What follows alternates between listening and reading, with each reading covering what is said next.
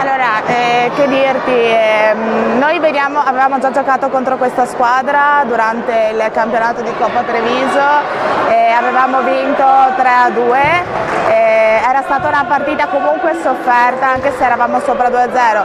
Siamo arrivate qua convinte comunque che fosse di conoscere chi c'era di là, in realtà loro sono arrivate molto agguerrite, hanno due attaccanti molto forti che anche volendo si fa fatica a fermarle. Io dico complimenti alle ragazze perché nel primo set eravamo sopra, eppure però loro sono state più brave, sono state più forti. Nel secondo set abbiamo subito un attimino di più, comunque abbiamo delle ragazze che sono state infortunate, che sono arrivate da degli infortuni e comunque è una finale e la sentiamo tutti quanti.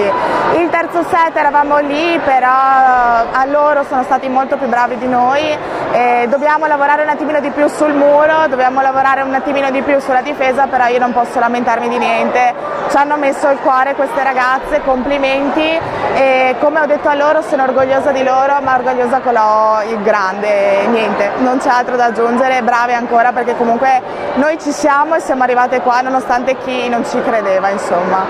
Allora, dal campionato non ci siamo date nessun obiettivo, anche se credo che guardando in faccia le ragazze sia un po' quello di tutte, la voglia di arrivare tra i primi in classifica. Al momento siamo seconde anche per una questione di una partita in meno di qualche squadra al di sotto. Abbiamo perso una partita soltanto contro una squadra, una delle più ostiche, che è la Provenzale. Ci aspettiamo di incontrare comunque altre due squadre un po' più brave, comunque che ci faranno sudare, che sarà l'Orizzonti, che è il Carbonera, e il Team Volley Conegliano, che insomma non c'è male. Io personalmente ho il mio obiettivo, però per scaramanzia non lo dico. Sono convinta che le ragazze arriveranno comunque in alto perché se lo meritano e sono brave.